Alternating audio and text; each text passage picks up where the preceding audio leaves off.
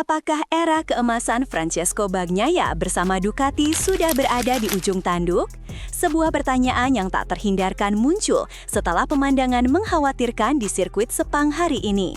Dikabarkan, sang juara dunia 2 kali ini bukan hanya kesulitan, tapi disinyalir mulai kehilangan kepercayaan pada motornya sendiri. Informasi yang beredar di pedok Malaysia menyebutkan bahwa ada sesuatu yang patah dalam hubungan antara Pecco dan Desmodesici GP25-nya, dan dampaknya bisa mengubah peta kekuatan MotoGP 2025 secara permanen. Mari kita lihat konteksnya. Francesco Pecco Bagnaia, murid kesayangan Valentino Rossi, adalah pembalap yang berhasil membawa Ducati kembali ke puncak kejayaan setelah penantian panjang. Juara dunia 2022 dan 2023, seorang maestro di atas Desmodeci. Namun, musim 2025 ini dilaporkan menjadi musim yang penuh gejolak baginya. Puncaknya adalah setelah kemenangan spektakuler di GP Jepang. Sejak saat itu, performa Bagnaia seolah terjun bebas. Di Mandalika dan Phillip Island, dia dikabarkan gagal total meraih poin, sebuah anomali bagi seorang pembalap sekali berdirinya. Data statistik menunjukkan penurunan performa yang signifikan, di mana kecepatan rata-ratanya di beberapa balapan terakhir bahkan disebut-sebut lebih lambat dari para pembalap tim satelit. Dan kini, di Sepang, kutukan itu tampaknya berlanjut. Sesi praktis MotoGP Malaysia 2025 hari Jumat kemarin menjadi bukti nyata betapa dalamnya krisis yang sedang dialami Francesco Bagnaia. Kamera menyorot raut wajahnya yang tidak bisa berbohong, tegang, kecewa, dan penuh frustrasi saat kembali ke garasi Ducati Lenovo. Murid Valentino Rossi ini dilaporkan kembali gagal menembus sesi kualifikasi Q2 secara langsung, sebuah hasil yang tidak bisa diterima untuk seorang pembalap kim pabrikan. Dia hanya mampu bertengger di posisi ke-12 dengan catatan waktu 1 menit 58,206 detik. Yang lebih menyakitkan, dia tertinggal hingga 0,647 detik dari Pedro Acosta, sang rookie fenomenal dari Red Bull KTM yang dengan beringas menjadi yang tercepat. Jarak waktu setengah detik lebih di MotoGP adalah sebuah jurang pemisah yang sangat dalam. Ini bukan lagi soal selisih tipis, ini soal perbedaan level performa yang fundamental. Dalam wawancaranya yang dilansir dari laman Motosan, Bagnaia mengakui bahwa ada sedikit perbaikan jika dibandingkan dengan mimpi buruk di Indonesia dan Australia. Dia mengatakan, "Saya merasa sedikit lebih baik karena trek ini secara umum lebih membantu saya dari segi desain." Sebuah pengakuan yang menyiratkan bahwa bukan kemampuannya atau setup motornya yang membaik, melainkan karakter sirkuit Sepang yang sedikit menolongnya. Namun, pengakuan yang paling jujur dan mengkhawatirkan datang setelahnya. Tapi, rasanya belum dalam kondisi terbaiknya. "Saya masih kesulitan mengerem, memasuki tikungan, dan menikung, dan kami harus memperbaikinya," tuturnya. Ini adalah 3 fase fundamental dalam balapan. Jika seorang pembalap kesulitan di 3 area krusial ini, pada dasarnya dia tidak bisa membalap dengan kompetitif. Ini bukan lagi soal mencari the last tenth, ini soal menemukan kembali dasar-dasar feeling berkendara. Menurut sumber internal pedok yang tidak mau disebutkan namanya, masalah pada Desmodesici GP25 milik Bagnaia ini diduga lebih kompleks dari yang terlihat. Ada yang bilang ini adalah masalah chassis yang tidak kunjung menemukan keseimbangan yang tepat. Rumor lain beredar bahwa ada isu pada sistem elektronik yang membuat engine brake dan traction control tidak bekerja sesuai keinginan Pecco. Jika kita bandingkan dengan masa lalu, bahkan seorang Valentino Rossi pernah mengalami masa kelam saat bersama Ducati, di mana ia gagal total menjinakkan motor Desmodesici yang liar. Apakah sejarah sedang berulang di garasi merah? Konsekuensi dari kesulitan ini sangatlah nyata.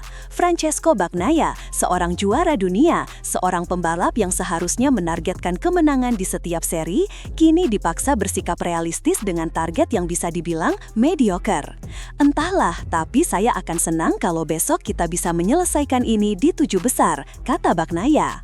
Itulah target untuk besok. Saya tidak bisa puas dengan 7 besar, tapi kita harus realistis. Kata realistis dari mulut seorang Bagnaia terdengar seperti sebuah kekalahan.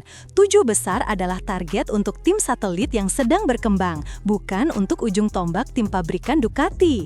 Ini menunjukkan betapa dalamnya jurang keputusasaan yang sedang dia rasakan. Dia sendiri mengakui tidak senang dengan target itu, sebuah sinyal bahwa pertarungan batin sedang berkecamuk hebat dalam dirinya.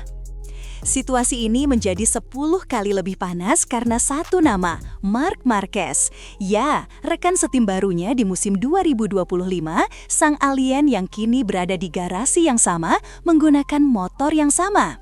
Meskipun berita ini tidak menyebutkan posisi Marquez, gosip di pedok mengatakan bahwa adaptasi Marquez dengan Ducati berjalan jauh lebih mulus.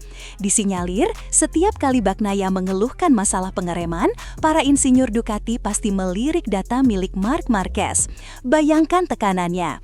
Di satu sisi garasi, seorang juara dunia bertahan sedang berjuang mati-matian hanya untuk masuk 10 besar. Di sisi lain, seorang legenda hidup dikabarkan terus menemukan kecepatan dengan lebih mudah. Rivalitas antara Francesco Bagnaia dan Marc Marquez bukan hanya soal salib-menyalip di trek, ini adalah perang psikologis. Seperti yang kita tahu, hubungan mereka tidak pernah benar-benar hangat. Dulu sebagai rival, kini sebagai rekan setim, dinamikanya justru menjadi lebih rumit.